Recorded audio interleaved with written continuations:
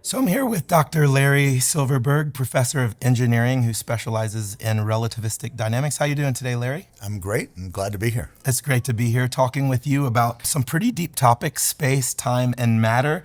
I'm here representing the average person that knows very little about science, but is very interested in science. Now, you are a professor that's written many books on physics and education. You've also written a book that we're going to be talking about today, which we'll get to in a minute. You've worked with NASA and done some really cool things. You've calibrated spheres that help detect missiles. So lots of really great topics we're going to talk about today, but specifically, we're going to talk about your new book, The Fragment, the primitive stuff from which everything originates. Well, I'm glad to be here, and I think you are the perfect person to talk to about this because you come at it from the point of view of most people. The average person. Yeah. But that's why we're here, to make it clear, make it common sense. So let's talk about The Fragment. Yes, the book is about space, time, and matter, and that is kind of an unusual topic, very deep topic that you normally don't bring to broad audiences or science enthusiasts. There's really been change in our society in how we understand space, time, and matter, and there's far-reaching implications because of those changes. And it's the kind of thing that I think everybody will find interesting, specifically more instinctive, more understandable than a lot of the ideas of how we perceive space, time, and matter in the past. Like in classical physics, we had a sense of space, time, and matter. Now we have something called modern physics, where there are some changes in how we perceive space, time, and matter. So even though it's a deep subject, it actually impacts all of us. And I think it'll be surprising to the listener how it really might even make more sense. I could ask you this. I'm on Amazon. I'm trying to find my next read. I love science. I'm going through who's the person that's going to get this book? Who's the person that you wrote this for?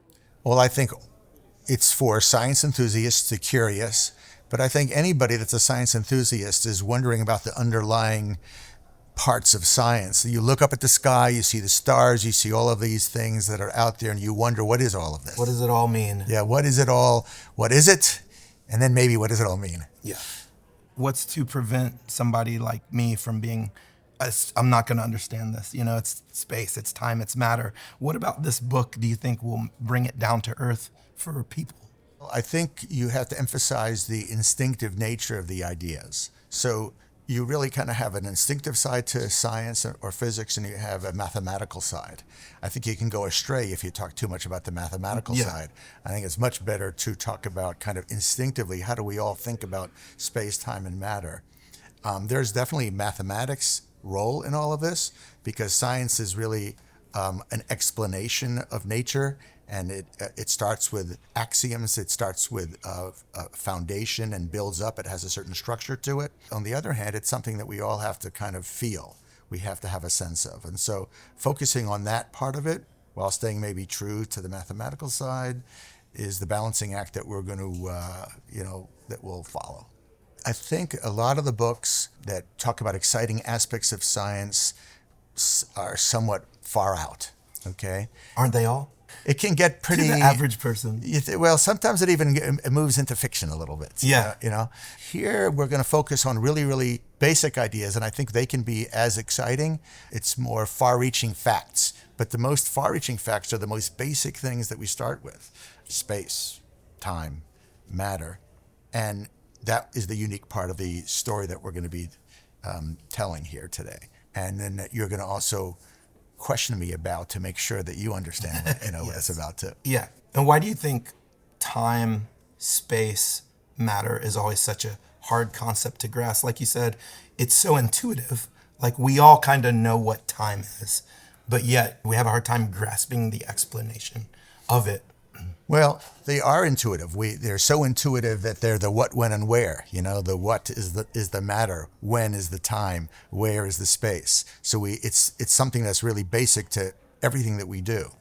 But when you try to turn it into science and you try to use it as an explanation for predicting what's going to happen and understanding the physics of the universe, you're getting bogged down in some of the subtleties. Space has always been the easy one. Space goes back to the ancient Greeks. Time actually is not so easy because we don't see it, we don't feel it, we don't hear it. We had to somehow bring the idea of time into science. So figure out a way to measure it, figure a way to measure quantize it. That's Yeah. right. We had to actually identify rhythms so that we could then kind of calibrate our idea of time to those rhythms. And so that was difficult. And historically, that came more recently than the original idea of space. And in fact, classical physics didn't have it exactly right. Modern physics actually corrected it. And then matter might be the most difficult of them all for kind of different reasons, because matter is everywhere. We see all Yeah, it different seems forms like of that matter. would be the easy one. Yeah, but it's got all these disguises. The question is, what are the fundamental building blocks that make up matter? And that's where it gets tricky. So matter is tricky in a very different way than time was tricky, almost the opposite way, because time we don't see, feel, or hear it, but then matter is everywhere, but it has all these disguises, and underneath it we want to know kind of what is matter. So, what would drive you, after all of this time in physics and teaching, what would drive you to write this book at this time? There came a point where I recognized that there's this schism, I would say, between how people view science and at its most fundamental, space, time, and matter, and how people understand it. The average person? The average person has heard of modern physics and has heard of all of these words, but they seemed almost out of reach. They didn't seem like they didn't understand why. Why would modern physics be an improvement over classical physics when modern physics has all these ideas that we don't understand? It's almost the opposite.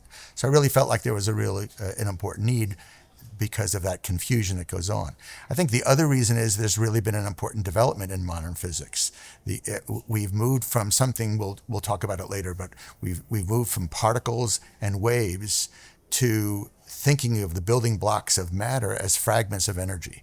So I want to really explain that. Yeah, that's a big one. Let me ask you this. You say modern physics and classical physics.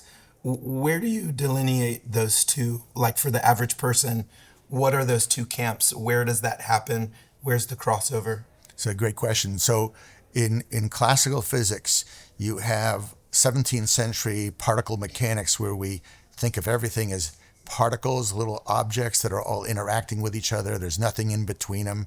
And in the classical physicists and in mechanics refer to that as just particles. Okay. Then you have 150 years later, you have the field of electromagnetism. That's more in the 1700s. Okay. Okay. Late 1700s, early 1800s, and you see this push toward electromagnetism, which is really understanding waves, kind of like the waves of the ocean. Everything is a wave. Everything is a continuum. Sure. And so we have this other notion, and both of those together today are called classical physics. Okay. Mechanics and electromagnetism really make up classical physics. I think we can all follow up to that point. Yeah, and then the modern part where people have difficulty is field theory. When you say field theory, what does that mean for the person listening? For the average person listening, it doesn't mean anything. Yeah, exactly. Okay. Which is why we're here. Which is why we're here, exactly. So really trying to explain what was wrong with the idea of particles, what was wrong with the idea of waves, and why have we moved into field theory. That is going to be a big part of everything that we talk about. And when you say what was wrong with, I'm talking about maybe voids in our understanding or things that couldn't be justified through formulas? Well, we're going to find out that there are a lot of problems with it. One of them is that each of them represented its own sense of reality. So a particle is one way to think about reality, but it was not a complete way of thinking about it. So as a result of that, it was paradoxical. But it worked. There are things that it worked. Kind of. It worked. We could actually make all sorts of predictions with it, not involving light, not involving electromagnetism, but some. Okay.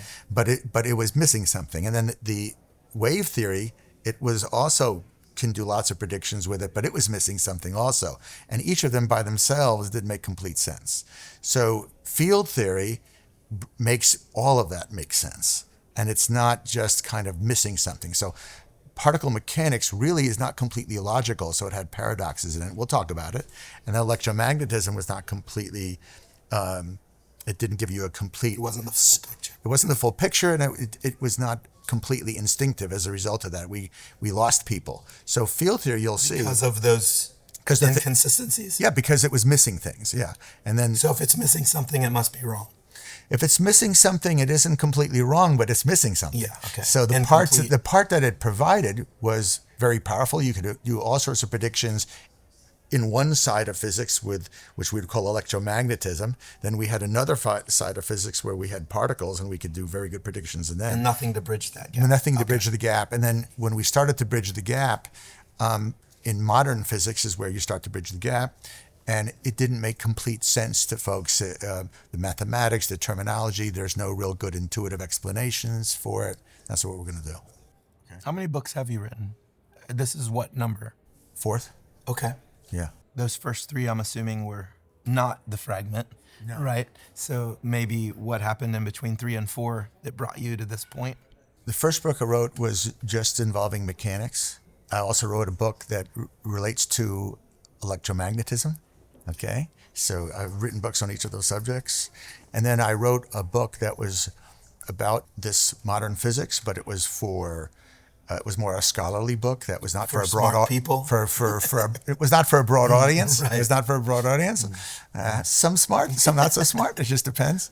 But this one is really more for a broader audience for the science enthusiast. So I would say that there's been an evolution with me too, in eventually getting to the point where I can explain it to everybody. And so that was the idea of the fragment, the primitive stuff from which everything originates, to give an opportunity for people to read about why modern physics really makes sense today. Do you think your tenure as a professor led to that thinking, teaching students over years and years and years? Do you think that might have inspired you to maybe make it simpler, more easy to understand?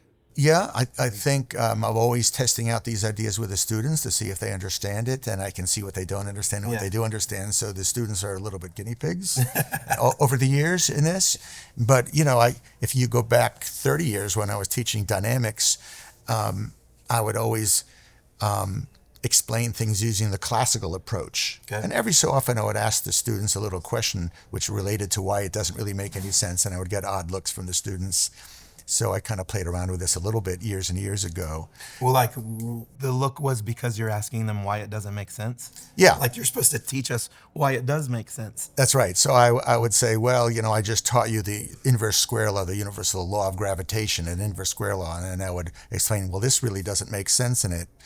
What do you all think? And they would look at me with, and what do you think? Yeah. Yeah. So I would tease them a little bit, here and there. But over the years, I basically, because I was a relativistic dynamicist, got to the point where I realized that the biggest problems that we have are not necessarily in the math and the physics of it all, although there's still some holes and gaps in the math and physics. But the biggest problem is that we have lost the audience. We have lost the average person. And right. Science is really an agreement that we all make. And how can we all make an agreement if we don't understand it? Yeah. So really we are at a stage today where we really need to take this modern physics, I think, and bring it to a point, explain it so that it is something that's really instinctive for everybody. Let me ask you one more question before we move on. Explain what relative dynamics is. So relativistic, which is... Yeah, that's an important word, isn't it? Well, it's interesting because the word relativistic really is, it's not a great word. What it really means, relativistic dynamics, is the movement of bodies that gets up to the speed of light. Okay. So when a body is moving near the speed of light, we call it relativistic. Okay. And so, relative to the speed of light? Yeah. Okay. Yeah. So one will say it's at a relativistic speed, meaning a speed that might be near the speed of light. So light, of course, is traveling at speeds that are near that limit. Gotcha. Okay. And classical mechanics, bodies are moving much slower. So in relativistic dynamics, you're including both. The bodies could be moving slow, or they could be moving really fast. So we could be talking about throwing a basketball, or we might be talking about the light in a room. Gotcha. So when you ask your students, show me the problem with this, did any of them ever show you a problem with it? Or was it too far advanced? Well, these are sophomore undergraduates, and they're just learning the material for the first time. So they're struggling with the material for the first time, and so I don't think I remember a single time. So when I'm teaching a class and I'm talking to the students, they're just accepting what I say. Yeah. So here I am teaching classical physics, which I know has all sorts of flaws in it. But they don't. But they don't. So they're believing everything I'm saying for the most part, or maybe not caring. Some of them care, some don't, but they're not at the point where they're asking me questions like that. So it's a really good question, but generally I am giving them the classic physics. Yes. Yeah. I think we should talk a little bit about particles and waves and how the fragment fills that gap. When you say particles, I want to drill down on that. When you say waves, let's talk about that so that then we can kind of see what you're talking about with the fragment. Okay. So just to give an overview, okay, a particle is a body that is isolated from its surroundings. A physical body. So it could be this coffee cup. Okay. It could be something else. That I can track with. It can be a basketball that I'm throwing. It could even be a particle, could even be the Earth as it orbits around the sun. We might think of the Earth as a particle. Okay. One whole particle made up. Just one particle. And we wouldn't even worry about what it's made up of. Okay. We might just say it's a particle. So it's kind of a concept of a physical thing. It's a concept of a body, basically. And so those are particles. Waves are different. Waves are kind of distributed everywhere. Electromagnetic waves are distributed everywhere. So visible, not visible. Visible and non-visible, right? We can have light that is in the visible spectrum, or we can have light that we cannot see. It's kind of these waves of things. So you have these two different ideas, and what happened was each one was missing something. Okay, the particle, each one meaning particles and waves. Yes, missing something. That's right. And remember that the particle is the foundation of a field called mechanics. And the wave is the foundation of a field called electromagnetism. So what you really have these two different fields of physics that each doesn't really tell the whole story. So what is it missing? You know, the particle is you have these different particles, they're separated by each other, and there's nothing in between. But yet we can see the other particle. That doesn't even make sense. You're right. If there's nothing in between, how do we actually see it? Okay. Yeah. So that the idea of a particle by itself, even though it works really well, we can predict all sorts of things with it. It just doesn't actually make complete sense without something else being there. That's right. So it's missing something, right? Yeah. And then the waves that are all traveling through these electromagnetic waves that are all traveling through. Where do they all come from? So what's the source of those electromagnetic waves? It's missing something too. So each of these fields is actually missing something. Each of them in their own right don't make much sense. So what makes more sense, actually, and what modern physics is really doing with field theory, is it's saying we don't start with particles. We don't start with waves.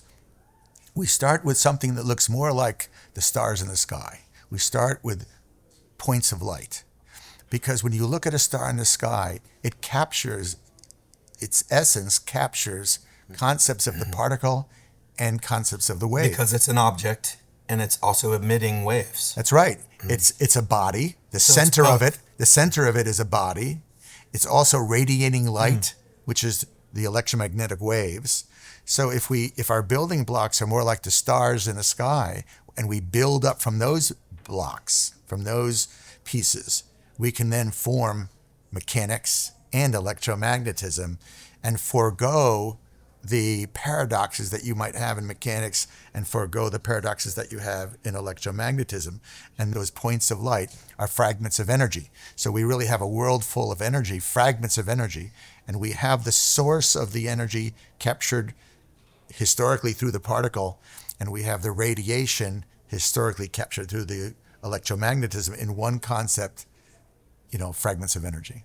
So the word fragment, most people know what that means, a piece of something. Mm-hmm. Why that term? Why do we call it a fragment? Are we alluding that it's a small piece of a bigger picture? Yes, perfect. It's the term fragment of energy, meaning a fragment of the energy all around us.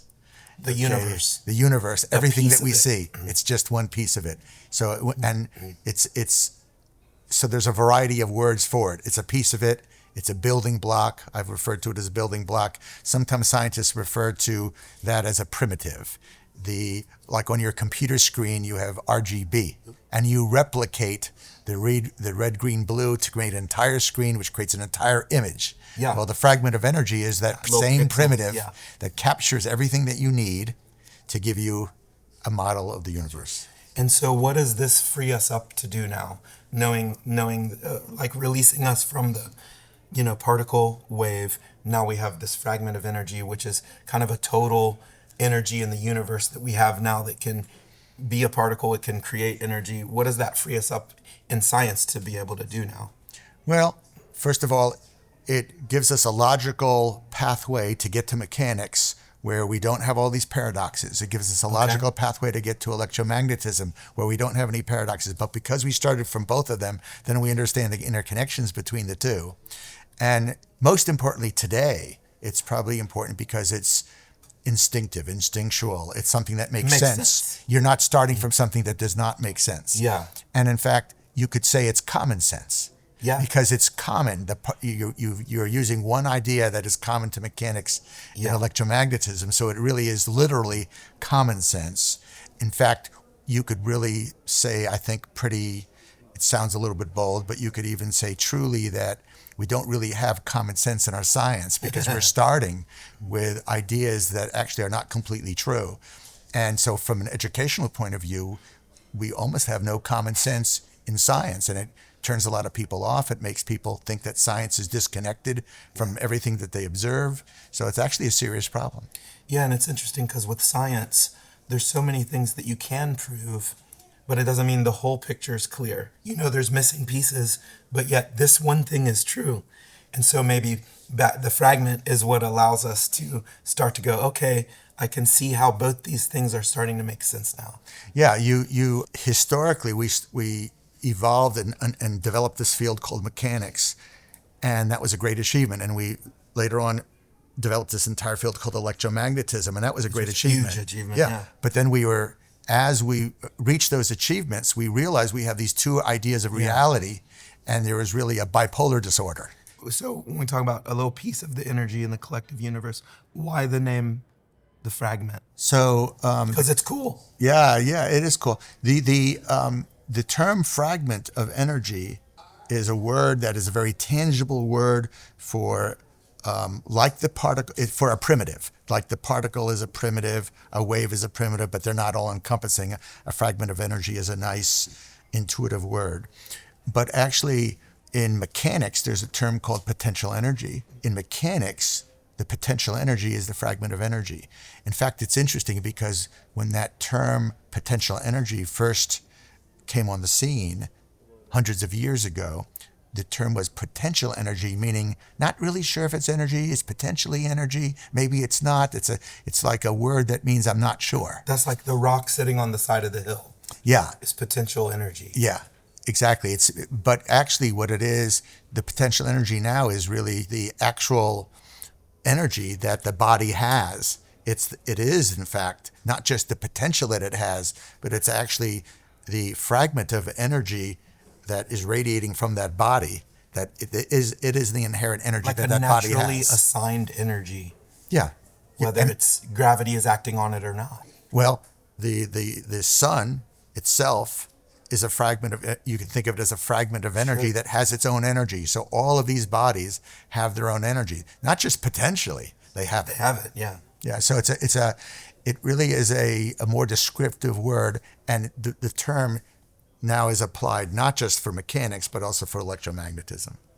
And fragment also, it could mean, I might just be vamping here, but fragment could be a piece of all of the universe's energy, or it could also mean it's fragmented of itself. It's like there's a piece of energy that it has that it hasn't used yet.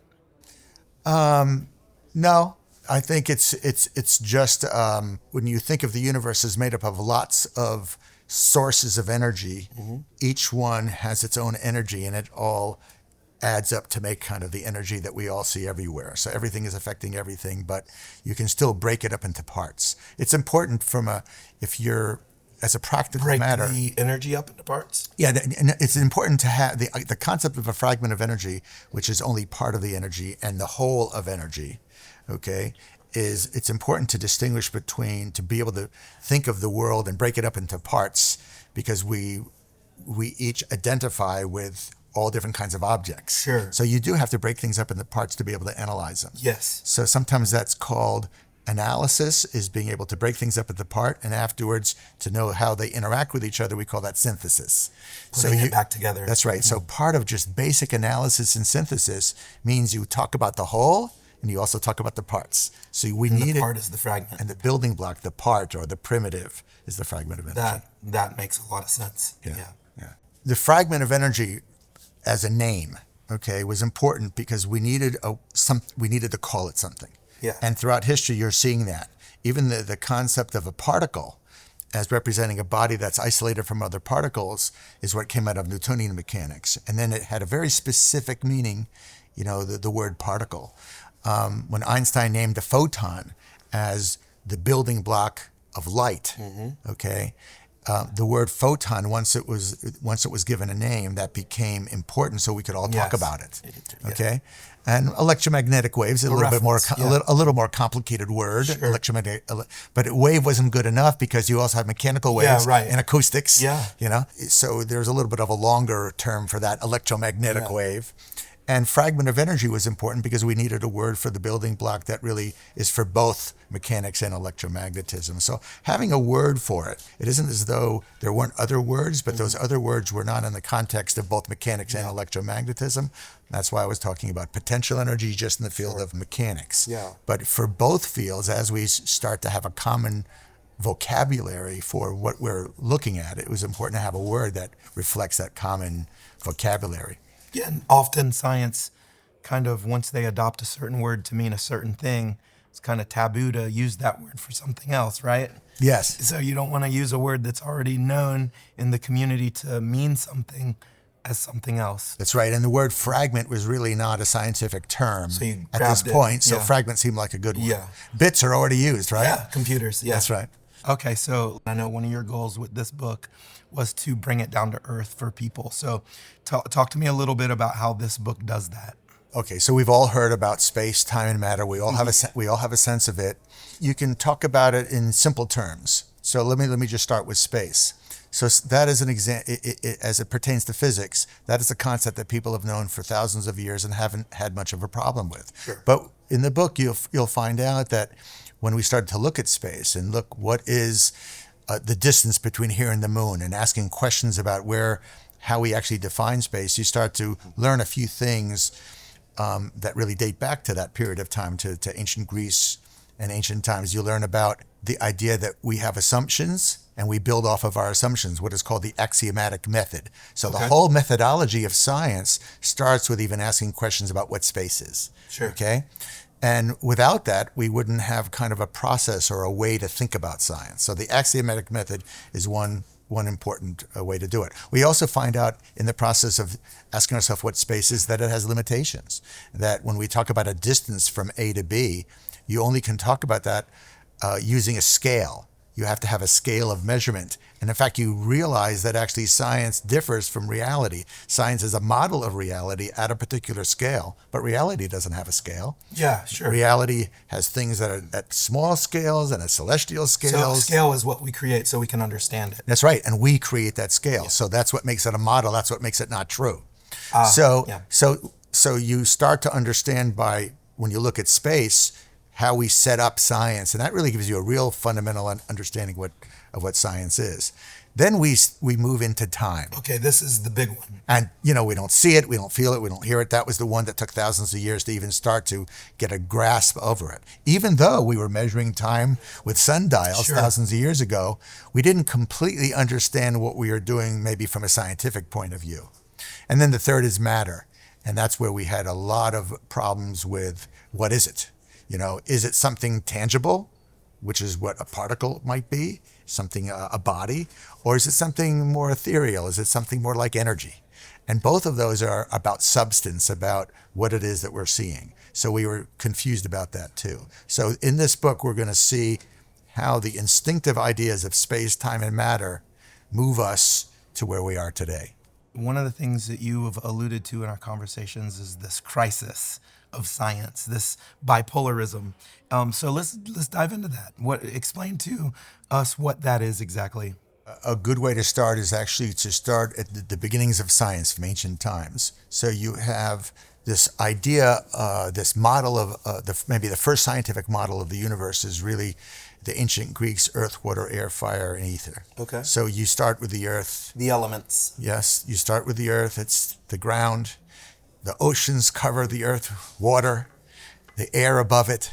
And that all makes sense because it's right there. It's right there. Fire, the lightning. Yeah, okay, with the fire. Yep. And then later on, some ether to explain the stars and why they're all moving together.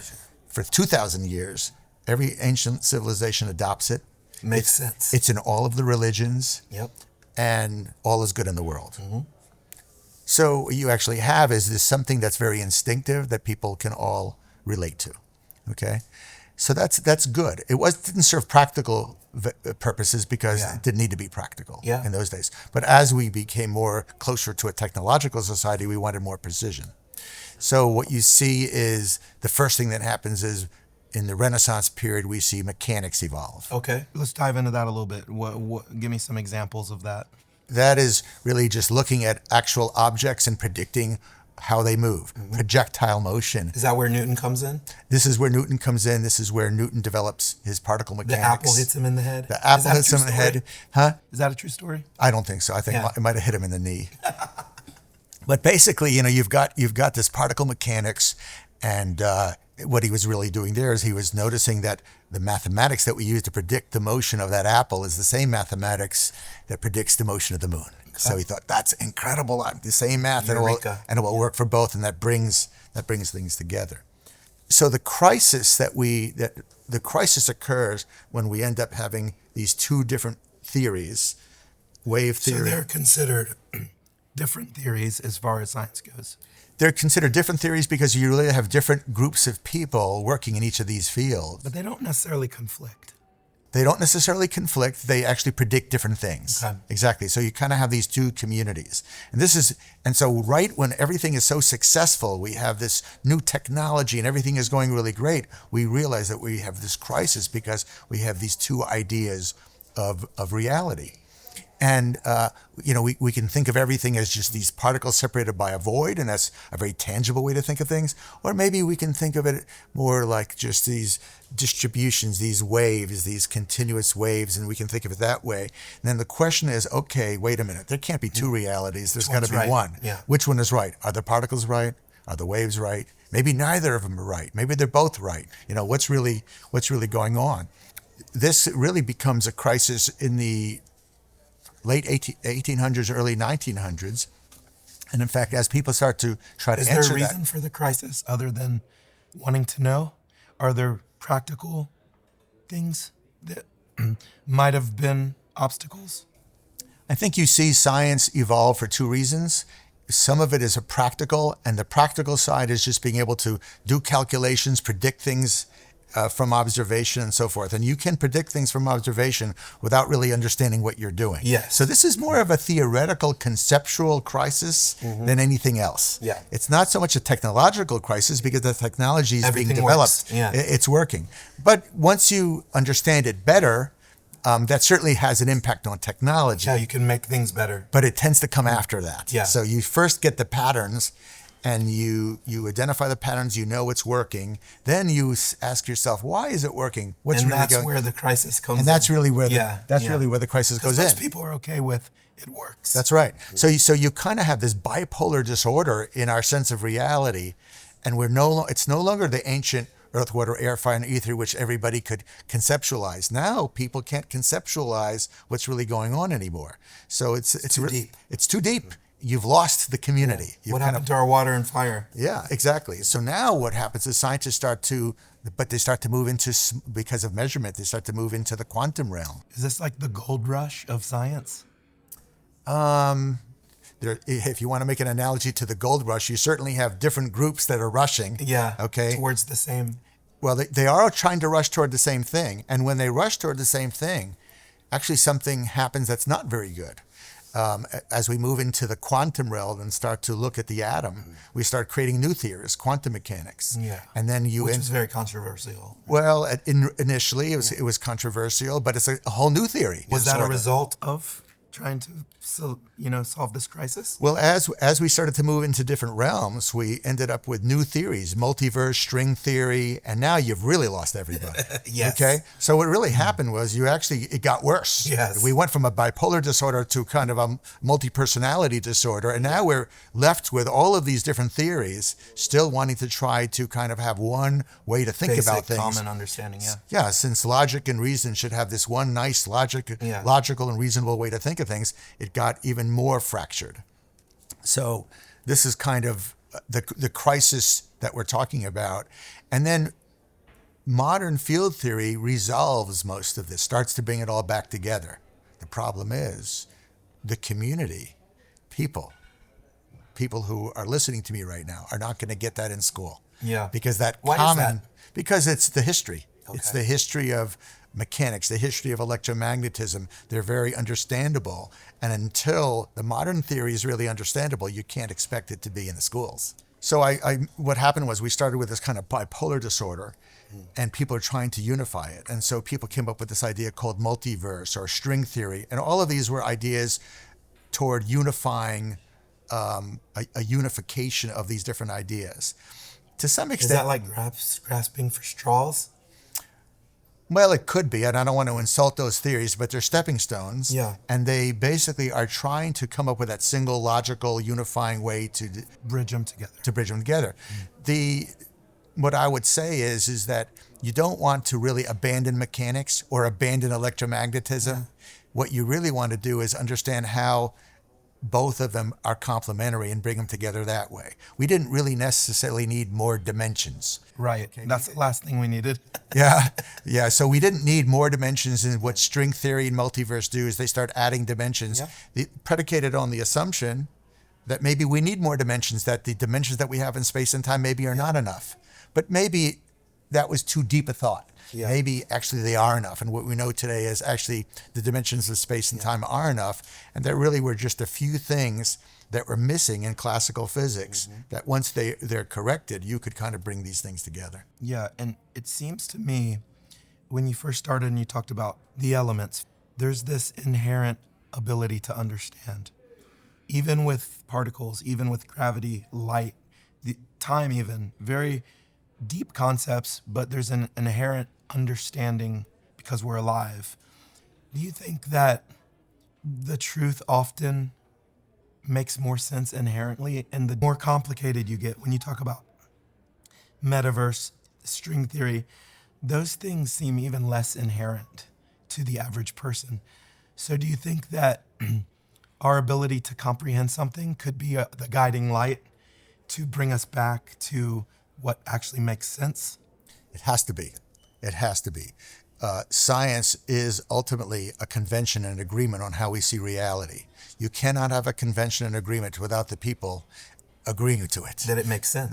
Sense. So if you go toward mathematical descriptions of string theory, which are mathematical constructions, that's fine, but it's not going to get where you need to go. It doesn't make sense, Right. To the average person. It doesn't, and it doesn't have to. You don't need something that obscure. That obscure. So that shows you where we are today. The fact that we actually have these theories where people are trying to unify things shows you there's a problem, and it shows you that they're trying to come up with something that's going to make sense. But in the process of that, what I don't think we really want to do is abandon all of this thought that took place over hundreds of years. We want to modernize it, we want to improve it, we want to bring it together, but we don't want to abandon it. Right. And we don't really need to. It turns out that mechanics and electromagnetism do share things in common, and that's what we're going to, through the fragment of energy, that's what we're going to talk about. We're going to see the mechanics in it.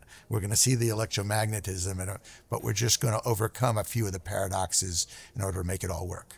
So in science, how long does it take for a concept to grow legs and become accepted on average? Because there's things that Einstein thought was wrong, and then he goes back, oh, now it's right. Or the black holes, quantum mechanics, all that stuff. At what point do you think something like the fragment would become accepted? So that's a great question about why does it take so long if the ideas are not all that complicated? Why would it take so long for these things to evolve? And it's not just the ideas themselves, it's getting everybody to agree with it, to agree on it. Just think how hard it is in politics, how hard it is to get people to agree on lots of things. People don't agree with things, even sometimes when when they do agree, but they don't realize that they disagree. Sure. So this is why it takes a long time, sometimes 50 years, 100 years, and sometimes events will transpire that will make it spread. Sure. But we are living in a time where we want to actually take these different ideas, bring them together, unify them, and have a more easier way to understand it. It's kind of the times we live in now. Yeah, that makes sense.